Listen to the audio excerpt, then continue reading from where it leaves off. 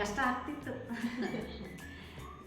ನೀವು ಇಷ್ಟು ವರ್ಷ ಜೀವನ ಅಂದರೆ ಇಷ್ಟು ವರ್ಷ ಜೀವನನ ಒಂದು ಪದದಲ್ಲಿ ಒಂದು ವರ್ಡಲ್ಲಿ ಹೇಳಬೇಕಂದ್ರೆ ನಿಮ್ಮ ಎಕ್ಸ್ಪೀರಿಯನ್ಸ್? ನೆಮ್ಮದಿ ಇದೆ. ನಮ್ಮ ಡ್ಯೂಟಿ ಇದೆಯಲ್ಲ, ಡ್ಯೂಟಿಲಂತೂ ಅಷ್ಟು 100% ಸ್ಯಾಟಿಸ್ಫ್ಯಾಕ್ಷನ್ ಇದೆ. ಅಷ್ಟು ನಾವು ಅದರಲ್ಲೇ ತಲೆಯಿಂದ್ರಾಗಿ ಮಾಡಿದ್ದೀವಿ ಮಾತ್ರ ವರ್ಕು. ಮುಗಿಸಿದ ಮೇಲೆ ನಮಗೆ ತೃಪ್ತಿ ಇದೆ. ಸೊ ಮುಂಚೆ ಅಂದರೆ ಯಾವಾಗಲೂ ಟೀಚರ್ ಅನ್ನೋ ಪ್ರೊಫೆಷನ್ಗೆ ನೋಬೆಲ್ ಪ್ರೊಫೆಷನ್ ಅಂತ ಹೇಳ್ತಾರೆ, ಗೌರವ ಇದ್ದೇ ಇರುತ್ತೆ. ಯಾವ ಪ್ರೊಫೆಷನ್ಗಿಂತಲೂ ಒಂದು ತೂಕ ಜಾಸ್ತಿ ಇದೆ ಅಂತ. ಬಟ್ ಇವಾಗ ಯಂಗ್ಸ್ಟರ್ಸ್ ಎಲ್ಲ ಟೀಚಿಂಗಿಗೆ ಹೋಗಬೇಕು ಅಂತಂದ್ರೇ ಸ್ವಲ್ಪ ಯೋಚನೆ ಮಾಡ್ತಾರೆ. ವರ್ಕ್ ಲೋಡ್ ಜಾಸ್ತಿ ಇರುತ್ತೆ, ತುಂಬ ಹೇಳ್ತಾರೆ, ತುಂಬ ಸ್ಟ್ರೆಸ್ ಇರುತ್ತೆ ಅಂತ.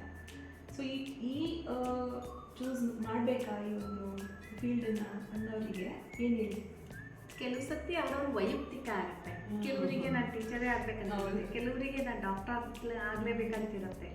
ಆಮೇಲೆ ಅನ್ಎಂಪ್ಲಾಯ್ಮೆಂಟ್ ಜಾಸ್ತಿ ಆಗಿರೋದ್ರಿಂದ ಅವ್ರು ಮಾಡಲೇಬೇಕಾಗತ್ತೆ. ಇದರಲ್ಲೂ ಇರುತ್ತಲ್ವಾ ಪೋಸ್ಟ್ಗಳೆಲ್ಲ, ಅವ್ರಿಗೆ ಜಾಬ್ ಆಪರ್ಚುನಿಟೀಸ್ ಎಲ್ಲ ಜಾಸ್ತಿ ಇರುತ್ತೆ. ಇವತ್ತಿನ ಸಮಾಜ ಹೆಂಗಾಗಿದೆ ಅಂತಂದರೆ, ನೀವು ಎಲ್ಲರೂ ಹೋಗಿ ನೋಡಿ.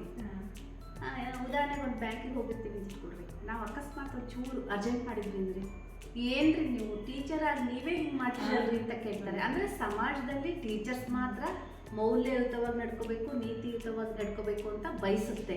ಅವ್ರು ಮಾತ್ರ ಯಾವುದೇ ರೀತಿಯ ಕೋಪರೇಟ್ ಮಾಡಲ್ಲ. ನಮ್ಮ ಅನುಭವಕ್ಕೆ ಬಂದಿದ್ದೀವಿ.